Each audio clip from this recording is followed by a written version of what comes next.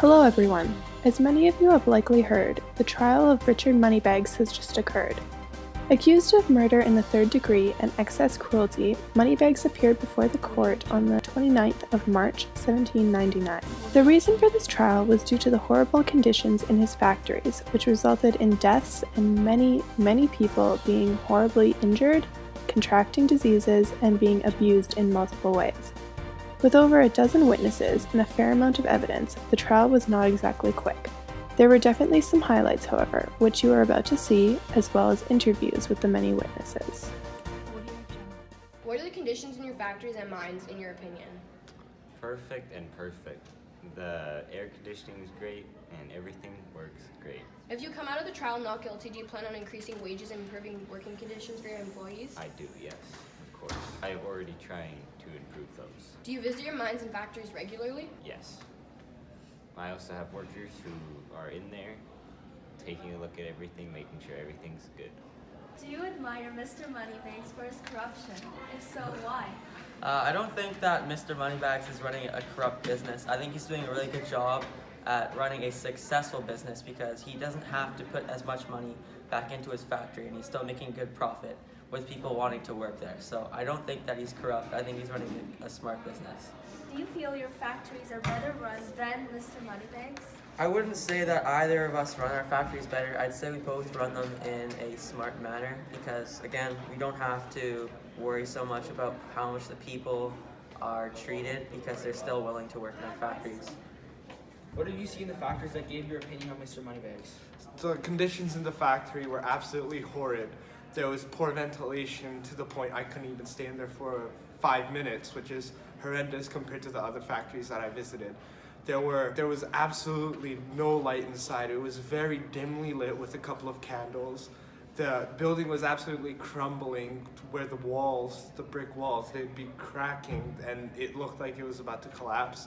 There's an absolute absence of safety equipment that I saw workers with permanent scars because they got caught in the machinery, workers that have lost limbs because of that, and the fact that Mr. Moneybags isn't spending any money to improve his factory whatsoever is the bitter taste that I have with Mr. Moneybags and the thoughts of how bad Mr. Moneybags is. Do you have any plans on continuing to report different factories' harsh conditions? Well, of course I have different more plans to inspect other factories throughout the United Kingdom and look for violations that these owners are committing and the violations that could harm the workers in any ways, and I'm determined to find these factories and shut them down, but I highly doubt I'll find any factory as bad as Mr. Moneybags is. How did you feel when your brother's death was concealed by Mr. Moneybags?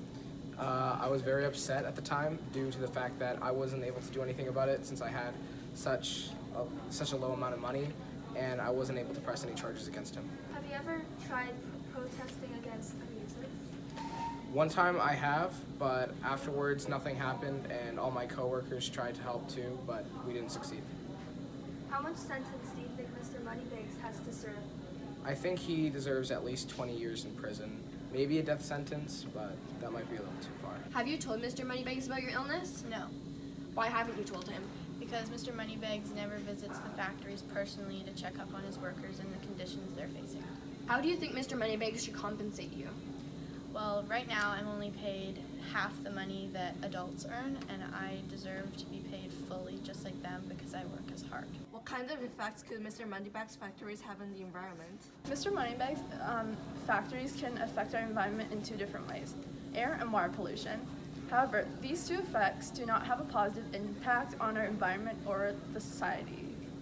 How could Mr. Moneybags' treatment of the environment affect all of our lives?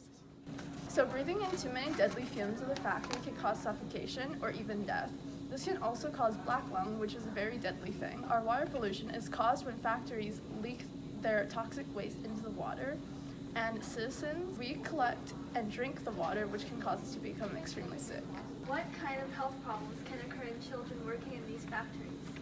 Well, these children can get black lung and cotton lung and rickets, and it can cause permanent deformity from these children. And also, the ventilation is poor and they're still growing, so it'll majorly affect how they grow up when they become adults. How could Mr. Moneybags fix this issue? Maybe put more windows in and less underground, and maybe give children like special treatment instead of making them work in like dusty areas and places with lots of coal dust that could permanently. What's your opinion on the trial outcome? Well, personally, I believe that Mr. Moneybags should not have been sentenced to that many years in jail. I think that he should have just gone off with a fine and a guarantee that he will make his factory working conditions better. What is your opinion on the outcome? I think Mr. Moneybags should have been innocent because he can get our country more money.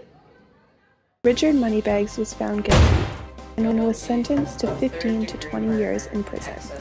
He must also compensate every person who he has caused harm to, which will likely deplete the majority of his fortune. He will be eligible for parole after 10 years as long as his behavior is deemed perfect.